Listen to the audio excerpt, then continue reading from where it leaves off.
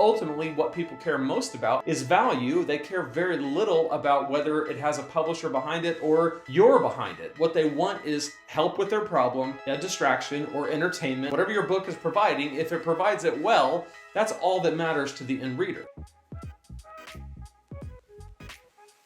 In this video, I'm going to talk about the differences between traditional publishing and self-publishing. If you're trying to decide between the two, especially for your first book, stick around. I'm going to tell you the pros and cons of both approaches and give you my ultimate recommendation for what might be best for you to consider. For that, stick around. My name is Lane. It's so awesome to have you joining me today. I want to put something free in your hands. If you go to lanesebring.com/5steps, you can pick up my free 5-step guide to writing a #1 best-selling book, which I've done. My first book was a #1 bestseller in its category on Amazon.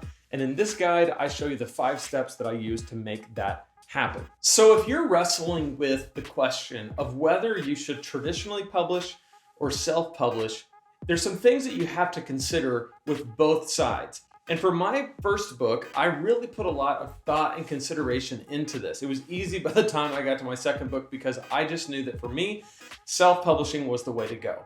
But if I go back to before I published my first book, I had to really weigh the pros and cons of both choices, and you might be in the same situation.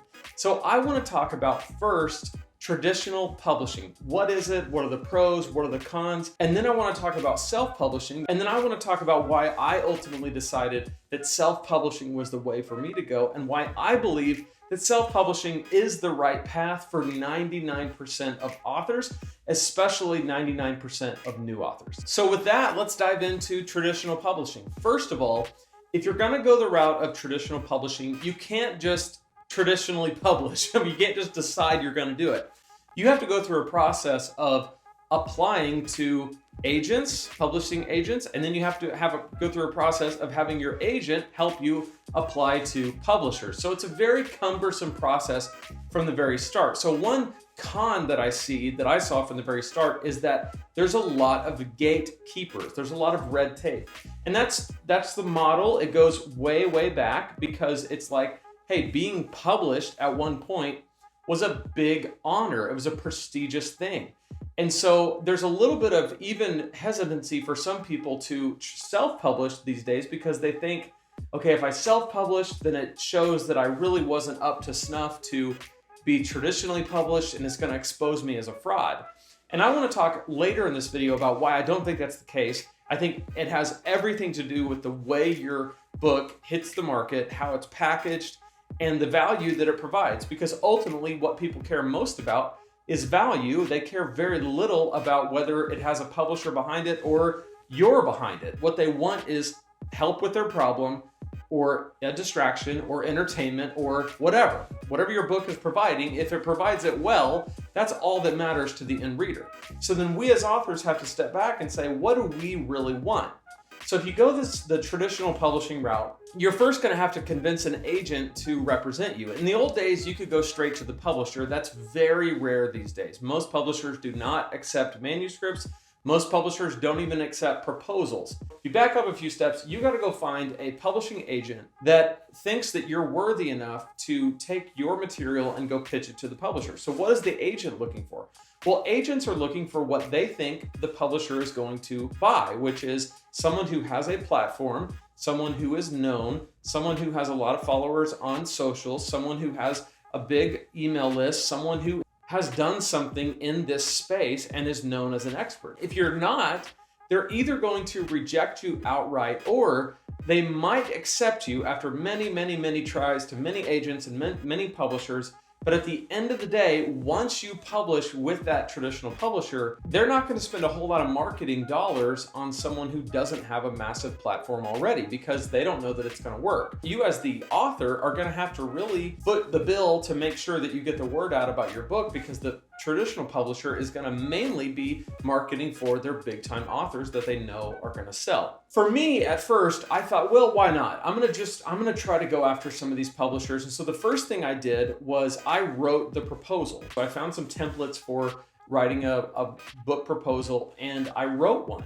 I ended up not submitting it to any agents or any publishers because by the time I got through with the proposal, I thought, wow, this really cleared up and sharpened up my vision for this book, I think I just want to go for it. So I ended up taking my proposal and just writing the rest of my book in self-publishing, which I'll talk about here in a second. So to sum all that up, that's the first major con that I see with traditional publishing, is that there's lots of red tape and lots of gatekeepers to push past in order to even be seen and hopefully get accepted. Now to move on to a pro of traditional publishing, if you get accepted, then you're gonna have all kinds of help publishing your book. You're gonna have someone edit it, you're gonna have someone do the cover design, you're gonna have someone do the formatting, and you're gonna have it marketed and put out into the world, and you're not gonna have to worry about any of that stuff.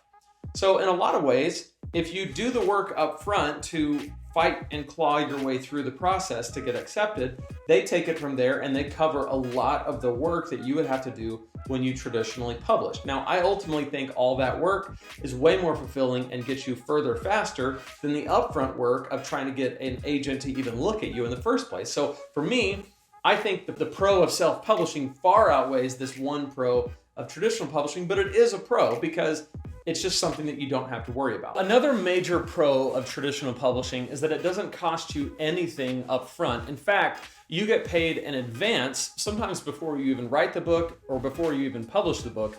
Then when you start to sell the book, you are effectively paying back that advance with book sales. And then if you make more than they gave you in the advance, they start to pay you royalties on the book. So one benefit of traditional publishing is that you kind of get paid to write the book. This is one of the things that I tell first-time authors to always be aware of. If they think they're being accepted by a traditional publisher that is asking them to pay upfront costs to have the book produced, that is not traditional publishing. That is assisted self-publishing, and it's a totally different thing than either self-publishing or traditional. I would stay away from a publisher that tries to claim they're traditionally publishing you, when in fact, they're just providing a service to you as a self-published author. They're not really providing traditional publishing to you. So one major pro of traditional publishing is that you get your money right away. Now, the con of traditional publishing, and this is related, is that you don't make as much per book usually. And I say usually because if you have a massive name, you're a celebrity, you're a big star, you're a well-known expert in the space, and the publisher is pursuing you, then you can negotiate a deal that's pretty lucrative. For most authors that just have a small audience or have a medium-sized audience, and they might be well-known in their space, but they're not this nationally known or worldwide known expert, they typically don't have the negotiating power. And so for those kind of authors, they're not going to be making $5 or $6 a book like they would self-published.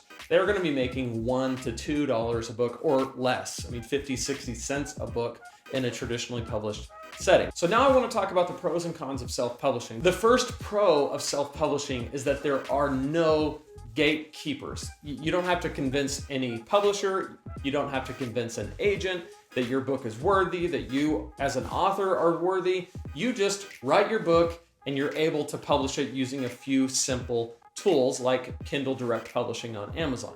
But you don't have to go knock down someone's door and beg them to accept you as an author. You don't have the time delay between when you want to write the book and getting it out into the market. You can accelerate the process very quickly.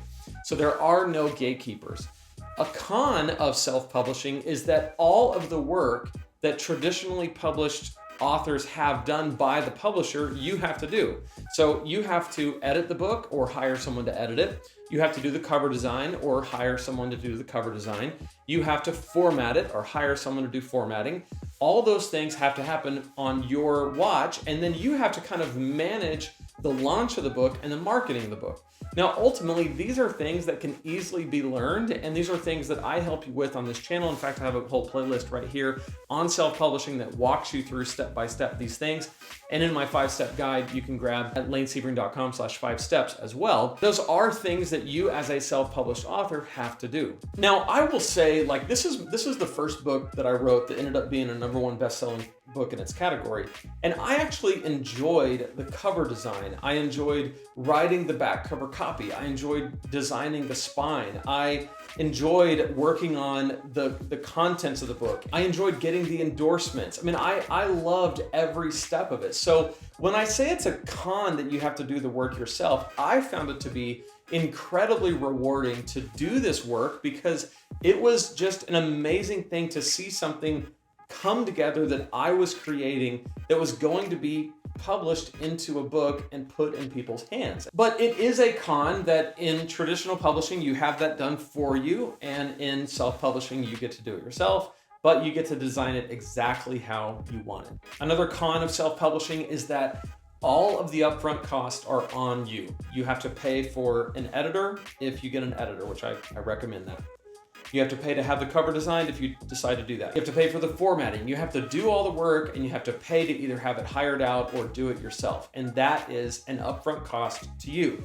Now, the way I teach to do it doesn't have to take an arm and a leg to get a book out. I think a lot of people spend way too much money on a book that isn't proven. They don't know if it's going to sell, but they'll gladly spend $4,000 or $5,000 getting it out to the market, which I think is nuts. You don't have to do that with self-publishing. In the old days of self-publishing, before services like Kindle Direct Publishing, there was a tremendous upfront cost to you back in those days, because back then you would have to pay thousands of dollars to have hundreds of copies of your book printed and shipped to your house. So a lot of self-publishers back in those days would have a garage full of boxes of books that they never sold, that they eventually just gave up on and threw away because it was a clunky, messed up model. These days, most self-publishing companies do what's called print on demand. So for example, the one that I use, Amazon, the book is listed for sale. You can see the listing of the Amazon book for sale. It looks like any other listing. You can look inside the book.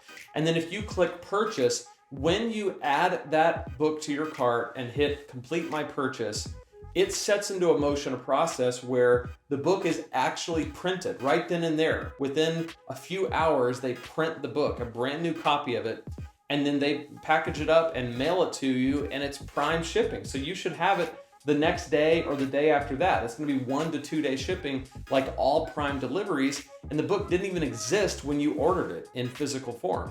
And then also, if you buy the ebook version, of course you're gonna get it automatically, or if you buy the Audible version, you're gonna get it automatically. So it's an amazing model where you could theoretically publish a book for absolutely free.